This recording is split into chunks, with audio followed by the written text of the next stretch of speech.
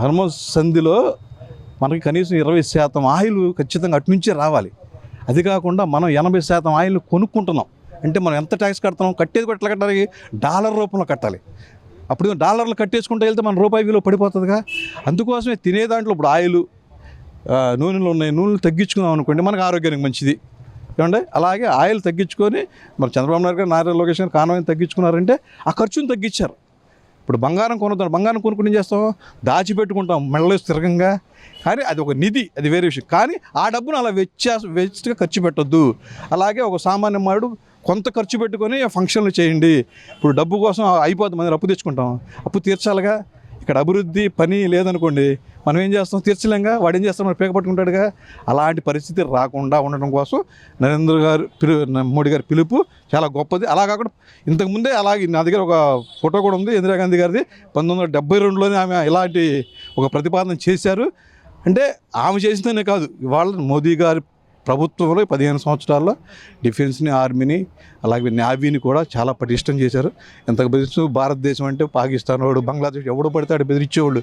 ఇవాళ మనం ఇంకా చూడాలంటే అగ్రరాజ్యం అమెరికా కూడా ఆలోచనలో పడిపోయింది. అలాంటి వెపన్స్ మనం కొనుక్కోవడం, తయారు చేసుకోవడం జరిగింది. తద్వారా ఆ మోడీ గారి ప్రభుత్వం బాగుంది. కానీ అందరినీ మనం మెప్పించలేం.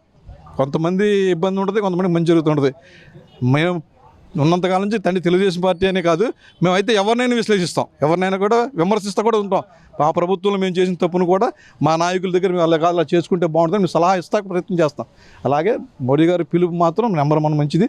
దానికి అనుగుణంగా మన డబుల్ ఇంజిన్ సర్కార్ కనుక ఆయనతో పాటు మనం నడవాలి. కనుక ఒక ప్రధానమంత్రి, ముఖ్యమంత్రి ఇంటికి వచ్చి ఉండటం అనేది మామూలు విషయం కాదు, డిప్యూటీ సీఎం ఇంటికి మామూలు కాదు. అలాంటి పిలుపు మేరకు మనం కూడా ఆయనతో అనుగుణంగా మనం నడవాలండి. అవునండి, తగ్గించాలి. ఇప్పుడు ప్రధానమంత్రి చెప్పాడు అంటే, ఒక దేశ నిర్దేశాన్ని చేసి ఒక మనిషి చెప్పాడంటే, ఒక రకం చెప్పాలంటే మా నాయకుడు చంద్రబాబు నాయుడు ప్రధానమంత్రి స్థాయి మనిషే. అలాంటి దేశ నిర్దేశం చేయగలిగిన వాడే. మరి ఆ మాటకి ఆయనకి నచ్చింది, ఆయన చేయాలి. ఆయన గురించి కాదుగా, ఆయన ఏముంది 2 కార్లు 6 కార్లు పెట్టి తిరుగుతాడు. ప్రభుత్వ ధనం, ప్రజాధనం వేస్ట్ అయిపోద్ది. అదే ఉంటే ఏమవుద్ది, ఇంకొకరికి ఉపయోగపడుద్ది. అది ఆలోచన. అమరావతి ఎక్కడ చూసిన అవినీతి అని చెప్పి వైసీపీ పదే చెప్పింది. పేరు నాని గారు అమరావతి అన్నారు, ఇంకోటి ఏదన్నారు, శ్మశానం పొట్ట అన్నారు. ఇవాళ రమ్మనండి, మాతో పాటు రమ్మండి, మేము చూపిస్తాం అభివృద్ధి జరుగుతుందో లేదు. రాత్రి 12ంటికి వెళ్ళమండి. దేవోపేతంగా వెయిటింగ్ మీద పనులు చేస్తానే ఉంటున్నారు కదా. మనం మాట్లాడుకోవడం వేరు, చూడటం వేరు. వాళ్ళంటే పరదాలు కట్టుకొని చెట్లు నరుక్కుంటా వెళ్ళిపోయారు, ఎవరు చూడకుండా. ఇవాళ జనం మధ్యలోంచి నడిస్తే తెలుసుద్ది అక్కడ ఏం జరుగుతుంది అనేది. సరే, అందుకోసం నేను రాత్రి 12ంటికి రమ్మన్నా. 12ంటికి వస్తే పని జరుగుతుంది కదా. ఓకే.